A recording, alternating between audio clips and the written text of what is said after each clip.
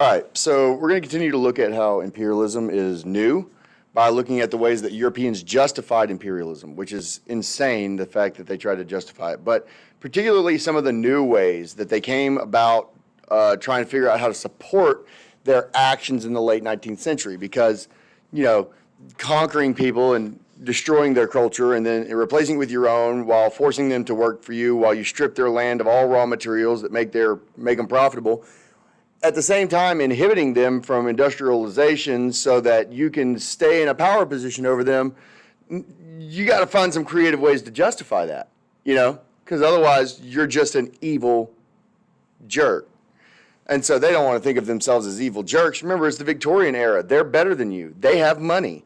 And so you kind of have to find some really interesting ways to try and justify this. And some of this becomes very racist and absolutely insane and elitist. And no wonder people hate Western culture in a lot of places. So in our previous lesson, we looked at the ways that new imperialism was new by considering some of the new causes and also looking at some of the new means of control that Europeans were using to control these areas. And so now we're going to look at, continue on with that theme of what is new about new imperialism by looking at some new justifications.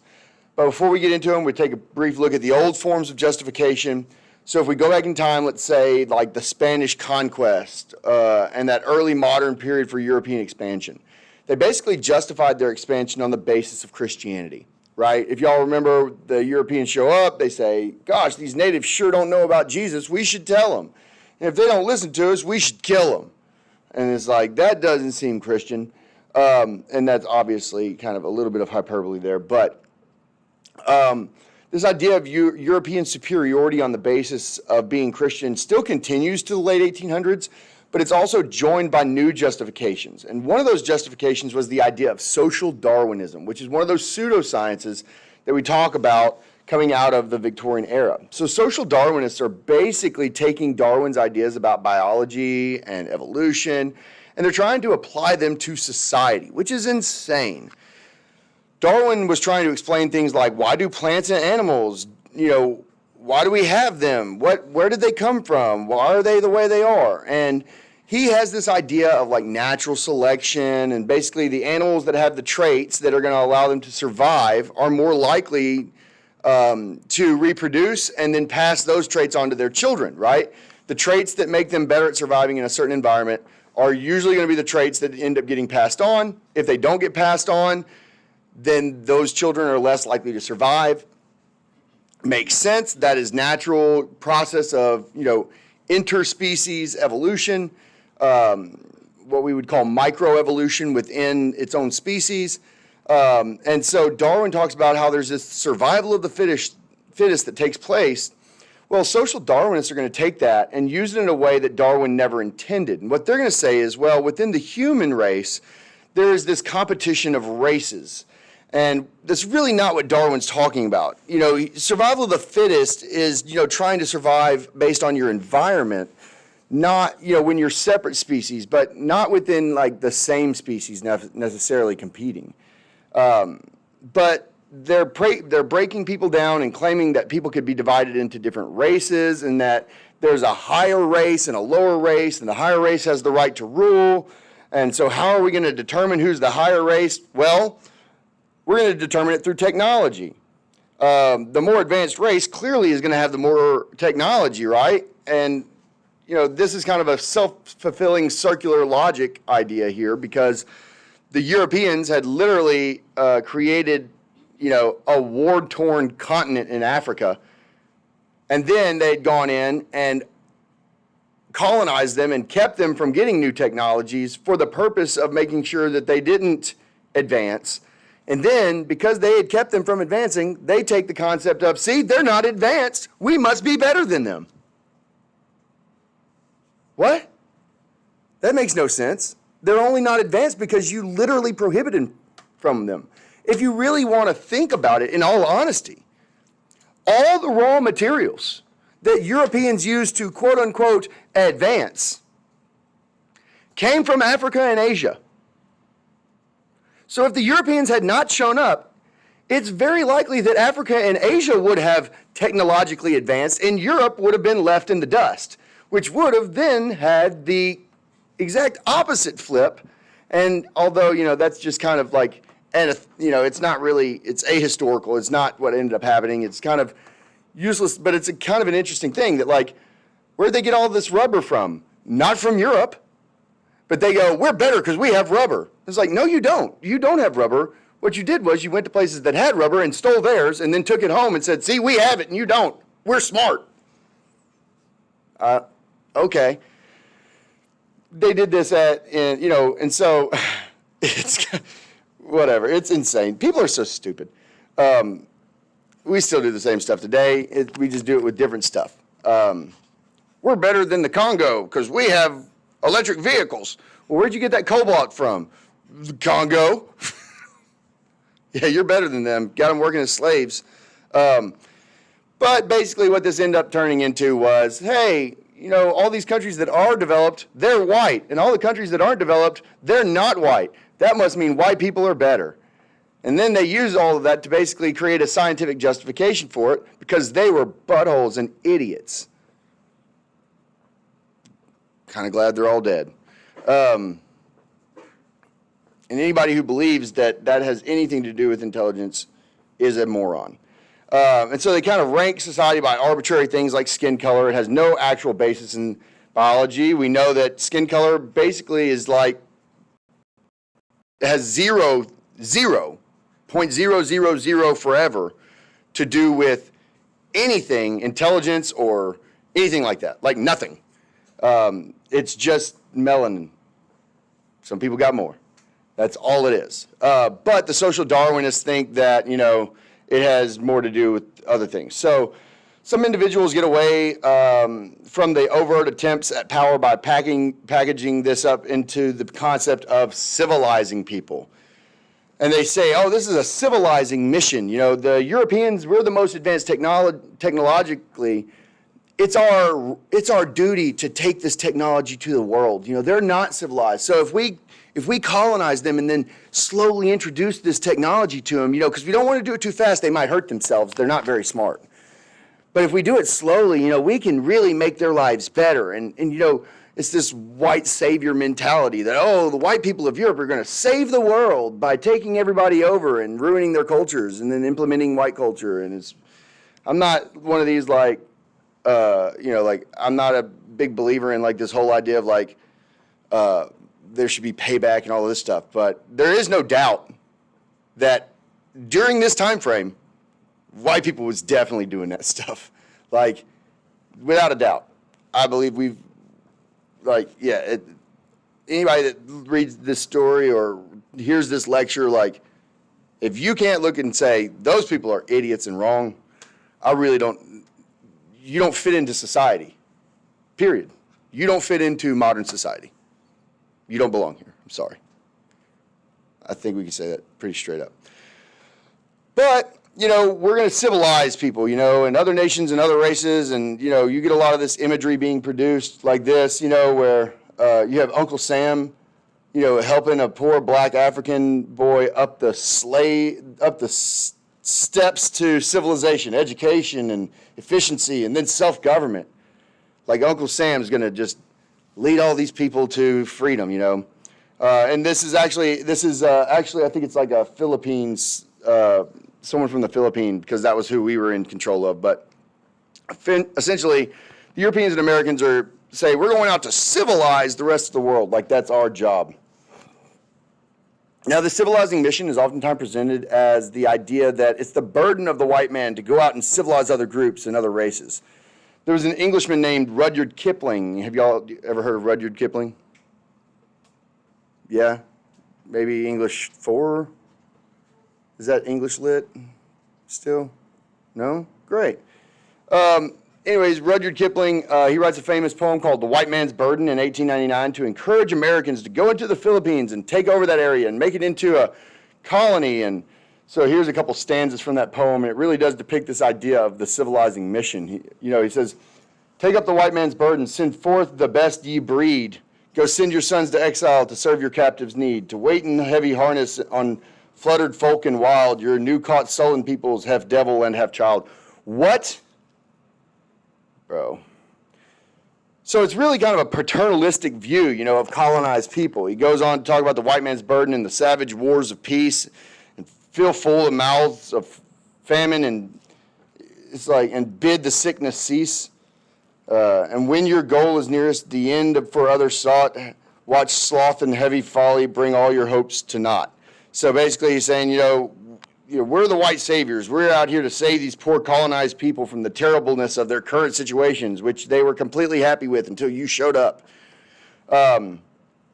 Because, they're heathens and they're lazy and they mess everything up. And they're like, no, that's just their culture and it's not yours. And instead of trying to understand them, you're going to just destroy it. Now, again, we've talked about a lot of civilizations here. Is this any different than what the Assyrians did? In reality, really think about it. Is this any different than what the Romans did? Not really. Is this any different than what the Mongols did and Genghis Khan? And is it any different than what any other civilization that has ever conquered other people and colonized them ever done? No, the Persians did it, right? Remember, the Persians show up and say, hey, you're going to do our law code now. We're going to set up satrapies, and we're going to set up these governors, and they're going to make sure our law, right? Hammurabi did it. Every single group does it. Now, it's a little bit different because now it's based on race instead of necessarily a country. But what is happening is no different than what all humans have done throughout human time, right? And that's why I want to make sure that we're not just saying oh, white people bad. That's not true. It's all people bad. We're sinners. We are greedy. We are selfish. We are born good and are corrupted by sin, right? And part of that sin is spelled out when we start to take each other over and try and implement our will and our rules on other people. And it has happened from every race of people throughout history. And we talked about a lot of those. So I do want to put this into context that right now it's very much look how bad white people were. They are such jerks. Yes, in this case. But they're not the only group that's done this. They did it. They just had the technology to do it on a much larger scale than ever before. And they probably damaged the world way more because of the scale that they did it. But what they're doing is pretty much no different than what any other civilization has done throughout history. And I think that we can see that through the context of this class. And I do think that that's an important thing to kind of keep in mind, because otherwise it just becomes, see how white people ruined the world in 1800? And that's partly true. But again, Europeans were just doing what every civilization had always done. This is another similar image, but this one is in color, and you can see not only Americans being involved in the white man's burden, but also the British. The character who represents the British nation and their baskets, they're carrying their colonized people with them, right? They're going up the mountain, and we're bringing you with us, right? You can't get up this mountain by yourself. We have to bring you. And don't worry, we're going to take care of you. It's this idea that, you need us to carry you up there because you can't do it on your own, because only we know how to do it. And so, it's pretty terrible imagery here. I mean, absolutely awful. Extremely racist. And you see that the colonized people look more animalistic than, Uncle Sam and Don Bull here. And so, they say, hey, we're more civilized. We have a right to rule these people, which is insane. This concept of a civilizing mission can be found not only in political cartoons, but also mainstream advertising. And this is a concept that's really widely held by Europeans and Americans in the late 1800s. And so here we have an advertisement, again, published around the same time as Kipling's poem. It's published in a magazine, and it's for soap. And the text here, it says, the first step towards lightening the white man's burden is through teaching the virtues of cleanliness. Pear soap is a potent factor in brightening the dark corners of the earth as civilization advances, while amongst the cultured of all nations, it holds the highest place. It's the ideal toilet soap. They don't even know how to wash their hands. And if they're going to be washing their hands, they should use pear soap. It's the best soap for civilizing savages. Nothing gets you clean from that savage day work like Pear's soap. Like, that's crazy. I mean, but there you go. I mean, it's just, yeah. This slide shows, again, another advertisement. It's probably one of the most racist advertisements from the entirety of the 1800s here. You can see you have a black man, a black child, and he's in the bath, and he uses Pear soap, and he turns white. Look, I'm glad all these people are dead that came up with this. This is racist as all get out. But you understand, like, what they're saying is, but you have to understand, again, the concept is, we have more technology. Clearly, we're more advanced than you. We're happy. And if you want to be happy like we're happy, you need to do the things that we're doing. And in order to do that, you need to be more like us. And they associated that with being race because they had textbooks that said that was the case. Remember, you have kids and adults reading these in books that are supposed to be like scientific books that studies were done. And these studies are saying white people are just, more developed. We're just more developed. And they read it and they're like, well, if it's in a textbook, must be true. You know what I mean? Like, the vast majority of people, that's just what they're told. They don't know. Like, they're ignorant. They're stupid. It's pseudoscience. They don't know that what they're being told is an absolute lie made up by the people in power to stay in power. And so it's absolutely horrifying that these ideas existed. But you really do have to understand that I would bet that 95% of people had they just went along with it because they thought it was true. They didn't know. There's no excuse. I'm not saying that's an excuse. Look, figure it out. I mean, if you're a Christian, then you should be able to look at everybody and say, we are the same. Like, clearly that Bible has nothing about being black or white or anything, right? Like there's no excuse, but I'm saying that people were kind of stupid. And they were being told lies from sources they trusted. One of the things that I didn't realize really a whole lot until, you get to the idea of, like, they created, like, human zoos. Westerners began to expand around the world. They bring back some of the colonized people, and they put them on display in Europe and in the United States, like, come look at these crazy, uncivilized people. And basically human zoos. And these were at the Library of Congress. It shows kind of, this whole Western superiority as being the underlying endeavor of imperialism. And on the left-hand side, we have a Filipino tribe that's brought to the United States. They're put on display at St. Louis World's Fair. Then they're taken to Coney Island, and New Yorkers come out, and they're like, oh, my gosh, look at these uncivilized people. Like, they put people on display. It's crazy. They were asked to perform dances and rituals, and for the entertainment of the crowd. And, yes, this particular Filipino group did, eat dogs. And so, that's kind of where a lot of that, even now, those racist tropes that come out about, Asian people eating dogs, literally originated here, where you had this group of people put into a human zoo, and they were hungry, and the only thing that they were given to eat, they'd be like, well, I heard y'all eat dogs back there. And they'd be like, well, we'll eat anything because we were hungry and dogs were available. And they'd be like, well, eat these dogs. And people would watch them eat dogs, and then it's just stuck around that long. Think about that. That's crazy. So not a main part of their culture, but it was a fascination point for Americans to watch them, and it really allowed them to say, see, look at these savages. Look at what they're eating. Look at what they do. And it would, again, really justify the main goals and larger practice of imperialism, because these people are just, curiosities. Another example was the case of Otabinga.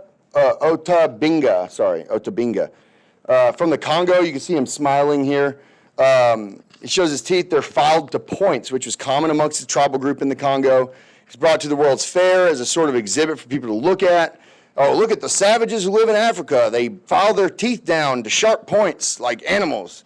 They take him to the Bronx Zoo. But basically, he becomes part of the exhibit. And so he was called like this savage pygmy. You know, he's 23 years old, and he's, you know, they put him on exhibit every afternoon, and people would show up by the thousands to come and see him, and it was incredibly shocking that he's in there with the monkeys and with the other animals at the zoo and stuff. And so it really just reinforced this idea that these people are of lesser race than Europeans and white people. So what's the historical significance? Well, clearly we see how Europeans and also Americans are using pseudoscience to support their claims, to really reinforce white superiority. They're justifying their imperial expansion on these claims.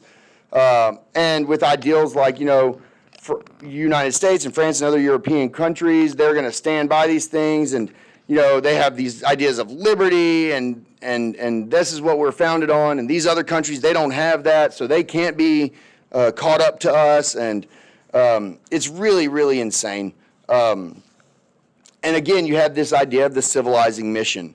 Now, you know, of course, they're going to just sweep under the rug all these atrocities that they're committing while going in and actually conquering these lands, and also, you know, stripping them of their resources and stunting their economic growth. We're going to just not talk about that. Let's focus on how weird these people are. Well, we're better than them.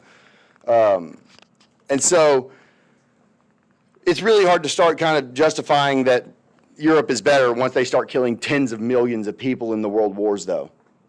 Doesn't take long before they're like, y'all don't seem very civilized. Y'all just killed 10 million people. And then 30 years later, you killed like 50 million people.